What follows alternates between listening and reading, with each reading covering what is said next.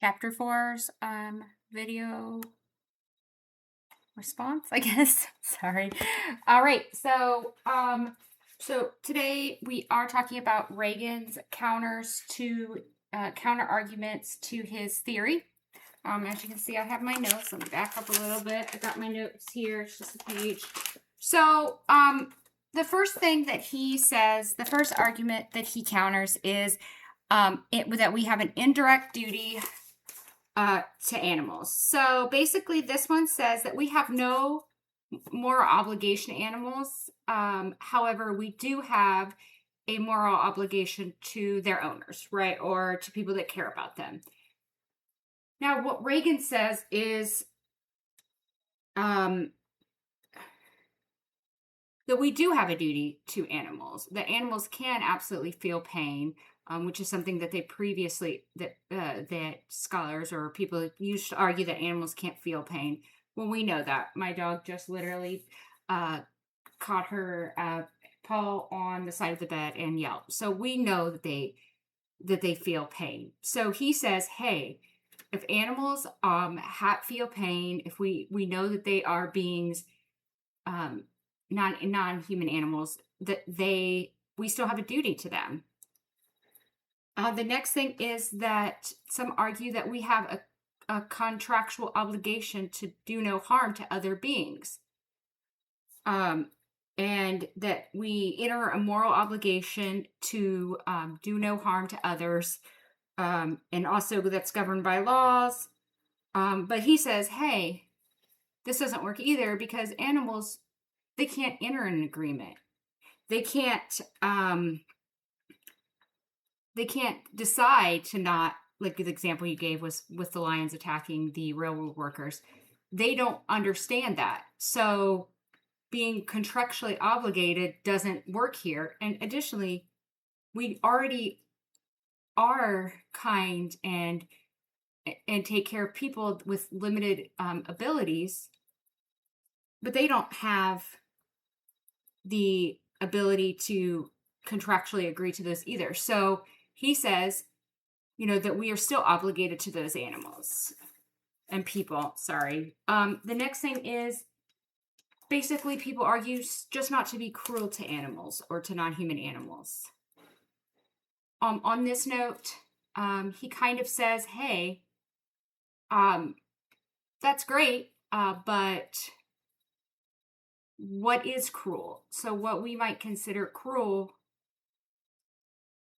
isn't cruel. So for example, we just had deer that ran by, and I'll be honest with you, every time they run in the street, it scares me, especially the little fawn. So with that, I could, I guess, try to catch them and keep them where I thought that was safe, but that would be crueler than letting them live in their society, even at the risk of them getting hit by cars or something like that. So on that argument, I think that he says, and also he says, just because something isn't cruel doesn't make it wrong. So even if it's cruel, that's not what he says. He says, just because it isn't cruel doesn't mean it's not wrong. It's entirely different. So basically his argument is that just because, we might, I guess I'm trying to come up with an example for this. So just because it isn't cruel, so let's say that we litter in the, in nature. That's not necessarily cruel, but is it right for the animals and the wildlife there? He says no.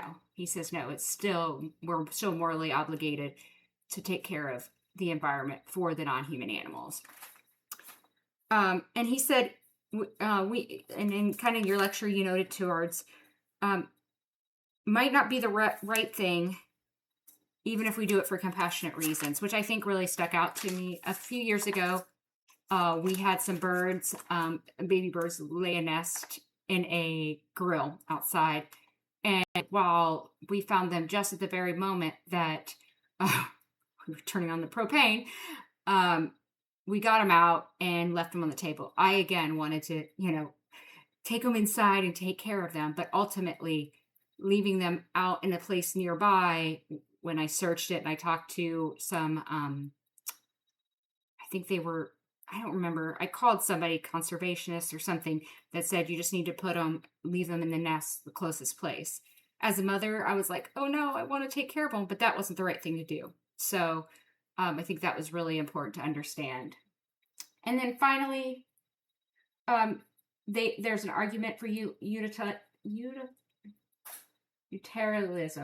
I know I messed it up, but so basically, the argument here is the ends don't justify the means. So, I mean, I think the argument there is we can't take one life. It's kind of putting every life, making it equal and making it the same. Well, and counting it the same. And I think you pointed towards like if somebody was trying to murder my wife versus a stranger, who would I save?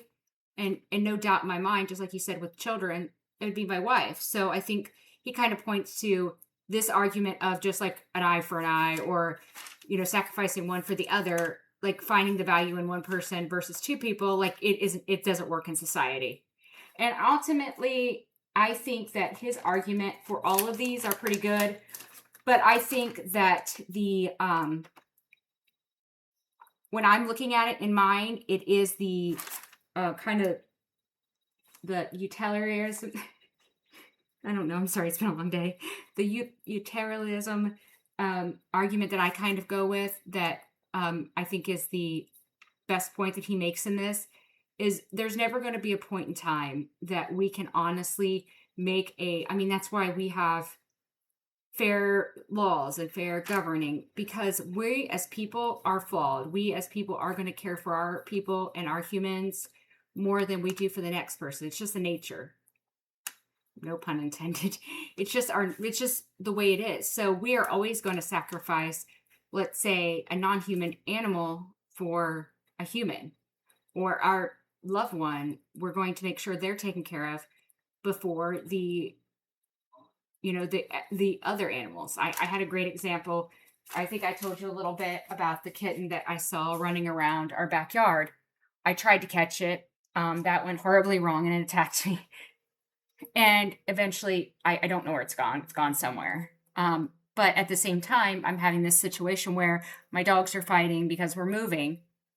And ultimately, I had to decide to make sure that I took care of my own pets versus that kitten. And that may not have been the right thing to do.